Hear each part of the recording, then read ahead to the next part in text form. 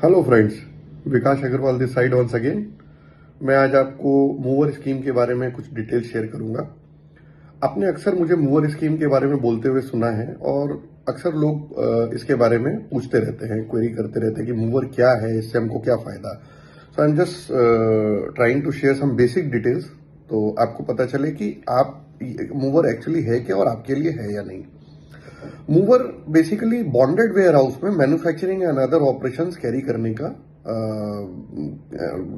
Permission देती है। और ये कोई नई स्कीम नहीं है, 1966 से चले आ रही है। गवर्नमेंट ऑफ इंडिया ने 2019 में इसको थोड़ा रिवार्म किया सो दैट इंपोर्टर्स को थोड़ा एडवांटेज दिया जा सके। अब आपके दिमाग में क्वेश्चन आएगा, why importers? Importers are in a way obligation to an economy, right? आज तक जो भी इंडिया में स्कीम्स थी वो एक्सपोर्ट इंसेंटिव स्कीम्स थी। तो वाई फॉर इंपोर्टर्स? तो इसका जवाब ये है कि सबसे पहले मूवर एक इंसेंटिव नहीं है, ये एक फैसिलिटी है। और वाई फॉर इंपोर्टर्स? इंपोर्टर्स तो किसी भी कंट्री में जो फॉरेक्स रिजर्व होता है उसको खर्च करते हैं, तो इन कंट्री के लिए क्या कंट्रीब्यूट किया? So basically movers manufacturer importers के लिए है। It is to support them in make in India drive. अगर आप एक मैन्युफैक्चरर हैं और अगर आप इंपोर्ट करते हैं तो मूवर स्कीम के अंडर में आप कैपिटल गुड्स और रॉ मटेरियल दोनों पे ड्यूटी डेफर कर सकते हैं। ड्यूटी कितने टाइम के लिए डेफर कर सकते हैं? अनलिमिटेड पीरियड ऑफ टाइम के लिए डेफर कर सकते हैं। आपको ड्यूटी कब भरनी है? जब वो इंपोर्टेड मटेरियल को यूज करके आप फिनिश गुड्स मैन्युफैक्चर करके क्लियर करते हैं तो आपको ड्यूटी उस वक्त भरनी है, अगर डोमेस्टिक क्लियरेंस किया है तो। और अगर आपने एक्सपोर्ट क्लियरेंस किया है तो फाइन, फिर आपको ड्यूटी नहीं भरनी है। फिर वो जो डेफरमेंट है वो एग्जम्पशन में कन्वर्ट हो जाता है या वेवर में कन्वर्ट हो जाता है। ये तो हुआ रॉ मटेरियल के लिए। कैपिटल गुड्स के लिए आपको ड्यूटी कब भरनी है? तो जब आपने इंपोर्टेड कैपिटल को गुड्स को वापस अपने बॉन्डेड प्रीमाइसेस से रिमूव कर रहे हैं, हटा रहे हैं, तो अगर आपने डोमेस्टिक सेल किया है तो जो ड्यूटी आपने डे वन को बचाई थी उतनी ड्यूटी आपको उस दिन भरनी है। उस पर इंटरेस्ट नहीं लगेगा, इंटरेस्ट फ्री है। सो बेसिकली ये जो डेफरमेंट मिलता है ये इंटरेस्ट फ्री और कोलेटरल फ्री है।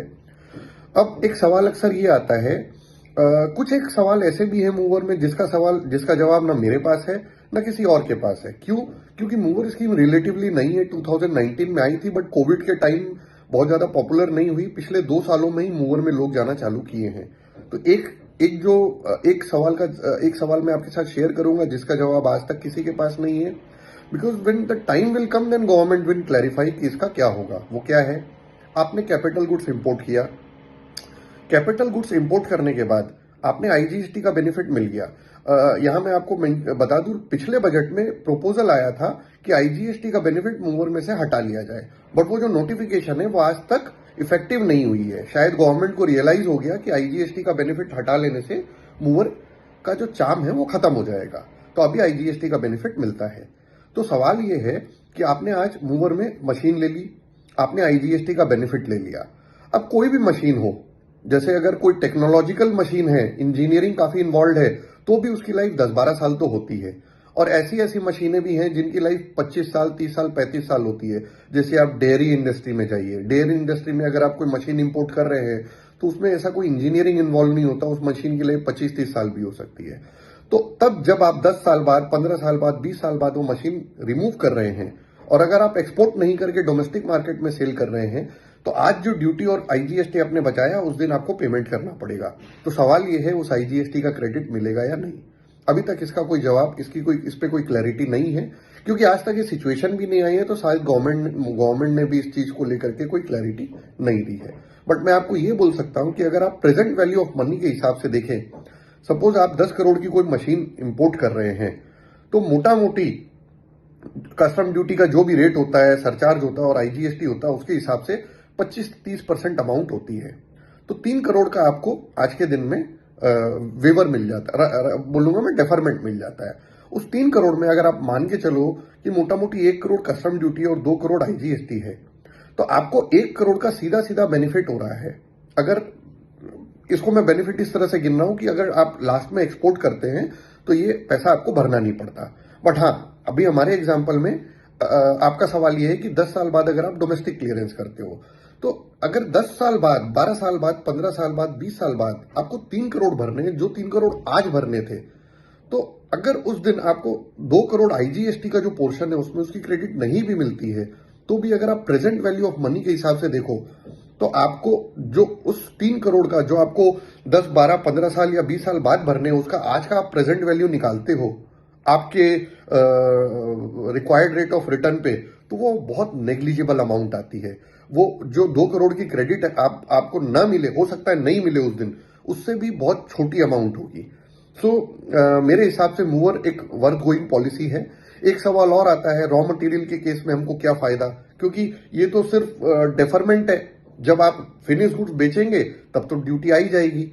देखिए, रॉ मटेरियल के केस में फायदा ऐसा है कि अगर आपका वॉल्यूमिनस इंपोर्ट है, जैसे मान लीजिए ऐसी ऐसी इंडस्ट्री भी होती है जिनके 40-40, 50-50 करोड़ महीने के इंपोर्ट होते हैं, तो यदि, और इसके अलावा यदि आपका वॉल्यूमिनस इंपोर्ट नहीं है बट आपका प्रोडक्शन साइकिल और holding cycle, inventory holding cycle बड़ा है, 3 महीने का है, 4 महीने का है, 2 महीने का है, तो इन दोनों केसेस में आपको मूवर का फायदा है। कैसे फायदा है?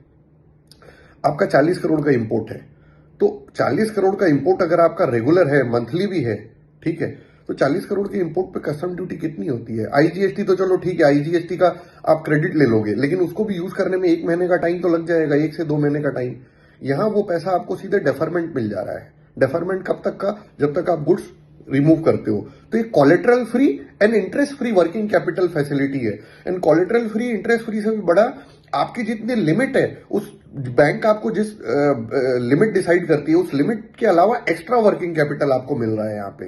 तो ये बहुत बड़ा एडवांटेज है। प्लस मान लीजिए अगर आपका 3 महीने का वर्किंग कैपिटल साइकिल है और मंथली इंपोर्ट मान लीजिए आपका 10 करोड़ है, तो 3 महीने का अगर आपका होल्डिंग साइकिल है, तो आप समझ के चलो 30 करोड़ रुपए जितनी रॉ मटेरियल पे या इंपोर्टेड मटेरियल पे जितना ड्यूटी बनता है, आईजीएसटी बनता है, उतना अमाउंट का एडिशनल वर्किंग कैपिटल आपको एनी टाइम मिलेगा। तो ये इस तरह से मूवर में एक बहुत बड़ा एडवांटेज है। मैंने मूवर का एक थोड़ा सा डिसएडवांटेज बोल लीजिए, या जो लैक ऑफ क्लैरिटी वो बताया आईटीसी की क्रेडिट को लेके। एक मूवर में डिसएडवांटेज है, वो ये है कि अगर आप मूवर में जाते हैं तो फिर उस मशीन से यूज करके जो भी प्रोडक्ट प्रोड्यूस होता है उसको अगर आप एक्सपोर्ट करते हैं तो रोड टैक्स नहीं मिलता। तो ये एक डिसएडवांटेज जरूर है, लेकिन ये उनके लिए डिसएडवांटेज है जिनका एक्सपोर्ट हाई है। तो अगर आप मान लीजिए कोई नई मशीन इंपोर्ट कर रहे हैं, आज के दिन में एक्सपेंशन कर रहे हैं, और आप एडिशनल एक्सपोर्ट करने की सिचुएशन में नहीं है, तो वैसे भी एडिशनल एक्सपोर्ट अगर आप नहीं करने वाले हैं तो वैसे भी रोड टेप का सवाल नहीं आता। तो वहां ईपीसीजी की जगह मूवर आपके लिए बहुत मतलब एडवांटेजियस हो सकता है, क्योंकि एनीवे अगर आप इंक्रीमेंटल एक्सपोर्ट नहीं है आपका तो आप ईपीसीजी में तो जा नहीं सकते। तो मूवर एक बहुत अच्छा ऑप्शन होता है। और फर्दर इंफॉर्मेशन के लिए don't hesitate, please call me. You can call me at 9512551980. You can also write to me at Vikash @vikash@empathic.consulting. EMPATHIC.CONSULTING. Okay, goodbye. Thank you, Vikash Agarwal, once again.